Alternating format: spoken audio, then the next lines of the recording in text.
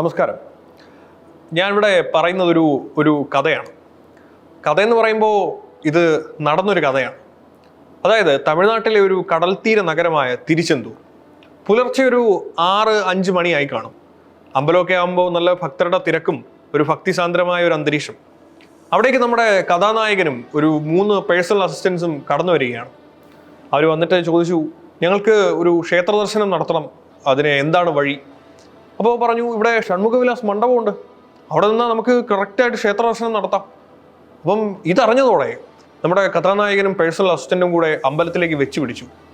സാധാരണ ഭക്തർക്ക് ഒരു HD ക്വാളിറ്റിയിലാണ് ഈ ക്ഷേത്ര ദർശനമെങ്കിൽ ഈ ഷൺമുഖവിലാസ മണ്ഡപത്തിൽ നിന്ന് നല്ല 4K ക്വാളിറ്റിയിൽ ക്ഷേത്ര ദർശനം നടത്താം. അപ്പം ഇതറിഞ്ഞതോടെ അവര് അമ്പലത്തിലേക്ക് തന്നെ അങ്ങ് നേരിട്ട് വെച്ച് പിടിച്ചു. അവിടെ വന്ന് പൂജാരിയോട് ചോദിച്ചു, നമുക്കൊരു ക്ഷേത്ര ദർശനം വേണമായിരുന്നല്ലോ, നമ്മുടെ ഷൺമുഖവിലാസം മണ്ഡപത്തിൽ നിന്ന് തന്നെ ആയിക്കോട്ടെ, 4K ക്ലാരിറ്റിയിൽ ക്ഷേത്ര ദർശനം നടത്താമല്ലോ. പൂജാരി പറഞ്ഞു 1000 രൂപ. അപ്പം പേഴ്സണൽ അസിസ്റ്റന്റ് പെട്ടെന്ന് ചോദിച്ചു, എന്താ പറഞ്ഞു? 1000 രൂപ. നിങ്ങളിപ്പോൾ എത്ര പേരുണ്ട്? ഞങ്ങളൊരു 4 പേര് കാണും. അപ്പം 4000 രൂപ.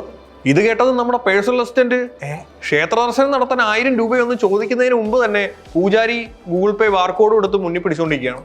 നമ്മുടെ കഥാനായകന്റെ പേഴ്സണൽ അസിസ്റ്റന്റിന് അപ്പൊ തന്നെ കാര്യം മനസ്സിലായി. ഇതിപ്പോ പരിപാടി ക്ഷേത്ര ദർശനത്തിന് പണം വാങ്ങി VIP ടിക്കറ്റ് വിൽക്കുകയാണ്. നമ്മുടെ പേഴ്സണൽ അസിസ്റ്റന്റ് ഒന്നും മിണ്ടാതെ ആ 4000 രൂപ പേ ചെയ്തു. നമ്മുടെ കഥാനായകൻ അമ്പലത്തിലേക്ക് കയറി നമ്മുടെ ഷൺമുഖവിലാസ മണ്ഡപത്തിൽ നിന്ന് 4K ക്ലാരിറ്റിയിൽ തന്നെ ക്ഷേത്ര ദർശനം നടത്തുകയും ചെയ്തു. ഇനിയാണ് ഇവിടെ ഒരു ട്വിസ്റ്റ്. ഈ നമ്മുടെ ഈ കഥാനായകൻ എന്ന് പറഞ്ഞ ആള് ആരാണെന്ന് ചോദിച്ചു കഴിഞ്ഞാൽ നമ്മുടെ ദേവസ്വം മന്ത്രി S രമേശാണ്. ഒരു ദിവസം ക്ഷേത്രമൊക്കെ ഒന്ന് കാണാം, അല്ലെങ്കിൽ ഒരു ക്ഷേത്ര ദർശനമൊക്കെ നടത്തി കളയാമെന്നുള്ള രീതിയിൽ മന്ത്രിയുടെ ആ ഒരു ഔദ്യോഗിക ആടാഭരണങ്ങളെല്ലാം അഴിച്ചു വെച്ചൊരു സാധാരണ ഭക്തനായി വന്നതാണ് അദ്ദേഹം. അപ്പോഴാണ് നമ്മുടെ അമ്പലത്തിലെ പൂജാരി ദേവസ്വം മന്ത്രിയോട് തന്നെ നേരിട്ട് ക്ഷേത്ര ദർശനം നടത്താൻ കൈക്കൂലി ചോദിച്ചിരിക്കുന്നത്. എന്താ കഥയെന്ന് ഓർക്കണേ. അപ്പോൾ ക്ഷേത്ര ദർശനമൊക്കെ കഴിഞ്ഞ് നമ്മുടെ ദേവസ്വം മന്ത്രി നേരെ വെച്ച് പിടിച്ചത് നമ്മുടെ അമ്പലത്തിലെ ജോയിന്റ് കമ്മീഷണറുടെ ഓഫീസിലേക്കാണ്. അവിടെ എല്ലാ പ്രമുഖ ഓഫീസർമാരും അന്ന് ആ ദിവസം ഓഫീസിലുണ്ടായിരുന്നു. നമ്മുടെ ദേവസ്വം മന്ത്രി നേരെ കയറി ചെന്ന് അവിടുത്തെ ഓഫീസർമാരോട് ചോദിച്ചു, നിങ്ങൾ പണം വാങ്ങിയാണോ അമ്പലത്തിൽ VIP ദർശനത്തിനുള്ള വഴി വിൽക്കുന്നത്? ഷൺമുഖവിലാസ മണ്ഡപത്തിൽ നിന്ന് ക്ഷേത്ര ദർശനം ചെയ്യണമെങ്കിൽ ഇപ്പോൾ പണം കൊടുക്കണമല്ലോ.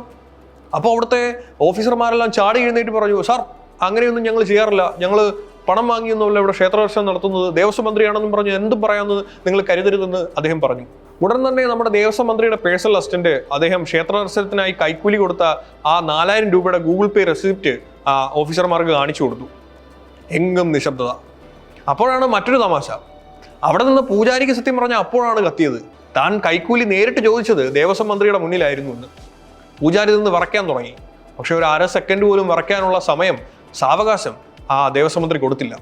അപ്പൊ തന്നെ സസ്പെൻഷൻ അടിച്ചു കൊടുത്തു. അതായത് കഥാന്ത്യത്തിൽ നമ്മുടെ ക്ഷേത്ര പൂജാരിയായിട്ടുള്ള അയ്യറിനെ ക്ഷേത്ര പരിപാടികളിൽ നിന്നൊക്കെ മാറ്റി നിർത്താൻ ദേവസ്വം മന്ത്രി നിർദ്ദേശിക്കുകയായിരുന്നു. തമിഴ്നാട്ടിലുണ്ടായ ഈ വാർത്ത പുറത്തു വന്നതോടെ അനേകം ഭക്തർ ഇതേ പരാതി പറഞ്ഞ് രംഗത്തെത്തി.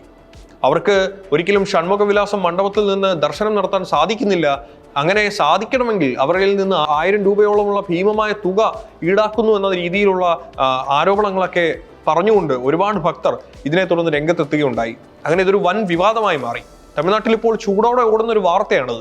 അതായത് സത്യത്തിൽ ആത്മീയതയുടെ തലത്തിൽ നിന്ന് നോക്കുകയാണെങ്കിൽ ഈശ്വരൻ എല്ലാവർക്കും തുല്യരാണ്.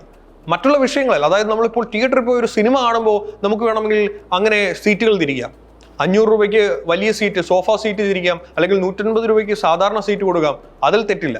പക്ഷേ ആത്മീയത പോലെയുള്ള കാര്യങ്ങളൊക്കെ വരുമ്പോൾ അവിടെയും ഇങ്ങനെ VIP ദർശനത്തിന് 1000 രൂപ കൊടുക്കണം, സാധാ ദർശനത്തിന് മാത്രം പൈസ ഇല്ല എന്നുള്ള രീതിയിലൊക്കെ വേർതിരിവുകൾ വരുത്തുന്നത് നമ്മുടെ ആത്മീയ ജനാധിപത്യ മൂല്യങ്ങൾക്ക് എതിരാണെന്ന് തന്നെ വേണം കരുതാൻ. പക്ഷേ മനുഷ്യന്റെ പണത്തോടുള്ള ആർത്തി കാരണം ഇതൊന്നും നമ്മൾ കണക്കാക്കാറില്ല. അങ്ങനെ കരുതാത്തത് കൊണ്ടാണ് അമ്പലത്തിൽ ദൈവത്തിന്റെ ദാസൻ എന്ന് കരുതപ്പെടുന്ന പൂജാരി തന്നെ ഗൂഗിൾ പേ ബാർകോഡുമായി നിൽക്കുന്നത്. VIP സന്ദർശനം വേണമെങ്കിൽ 1000 രൂപ വേണമെന്ന ആവശ്യവുമായി. അതായത് ദൈവത്തിന്റെ മുമ്പിൽ എല്ലാവരും തുല്യരാണെന്ന് പറയുമ്പോഴും ദൈവത്തെ സേവിക്കുന്ന മനുഷ്യരുടെ മുമ്പിൽ എല്ലാവരും തുല്യരല്ല എന്നുള്ള ആ ഒരു യഥാർത്ഥ സത്യമാണ് ഇതിലൂടെ പുറത്തു വരുന്നത്. അതായത് ലോകത്തിലുള്ള മറ്റെല്ലാ കാര്യങ്ങളും നോക്കിയാലും പണമുള്ളവന് തന്നെയാണ് മുൻഗണന. സാധാരണ ജനങ്ങൾ എപ്പോഴും പണക്കാരന് പിന്നിൽ മാത്രമാണ്. ആത്മീയത പോലെയുള്ള ചില കാര്യങ്ങളിൽ മാത്രമാണ് ലോകത്തുള്ള എല്ലാ ആൾക്കാർക്കും, അതായത് അവന്റെ സാമ്പത്തിക ശേഷി നോക്കാതെ ഒരേ പരിഗണന ലഭിച്ചു എന്ന് പരക്കെ കരുതപ്പെട്ടിരുന്നത്. എന്നാൽ തമിഴ്നാട്ടിൽ നിന്ന് വരുന്ന ഈ സംഭവം നമ്മളോട് പറയുന്നത് അങ്ങനെയല്ല കാര്യങ്ങളെന്നാണ്. നമ്മൾ മലയാളികൾ ഇത് കേൾക്കുമ്പോൾ വിചാരിക്കും, ഇതൊക്കെ തമിഴ്നാട്ടിലേ നടക്കൂ, കാരണം തമിഴ്നാട് അങ്ങനെയാണല്ലോ, നമ്മുടെ കേരളം അങ്ങനെയല്ലല്ലോ. നമ്മൾ മറ്റേ ലിറ്ററസിയൊക്കെ കൊണ്ട് അങ്ങ് നിറഞ്ഞു തുളുമ്പി നിൽക്കുകയല്ലേ. അതുമാത്രമല്ല, മതസൗഹാർദ്ദം കാരണം വീർപ്പ് കൂട്ടി നിൽക്കുന്നൊരു സംസ്ഥാനമാണ് നമ്മൾ. അതുകൊണ്ട് നമ്മുടെ ഇവിടെയൊന്നും ഇങ്ങനെയൊന്നും നടക്കില്ല എന്നുള്ള അല്ലെങ്കിൽ ഒരു ചിന്ത നമുക്ക് സ്വാഭാവികമായി തോന്നാം. അതായത് നമ്മുടെ മുഖ്യമന്ത്രിയായിട്ടുള്ള VD സതീശൻ തന്നെ ഈ ഇടയ്ക്ക് ഒരു പത്രസമ്മേളനത്തിൽ പറഞ്ഞായിരുന്നു, അദ്ദേഹം ഗുരുവായൂർ ക്ഷേത്ര സന്ദർശനം നടത്താൻ പോയപ്പോൾ അദ്ദേഹത്തിന് 1000 രൂപ കൊടുക്കേണ്ടി വന്നു ക്ഷേത്ര സന്ദർശനം നടത്താനെന്ന്. അത് ചുമ്മാ പറഞ്ഞതേ ഉള്ളൂ. അപ്പോൾ ഓക്കെ, ബൈ.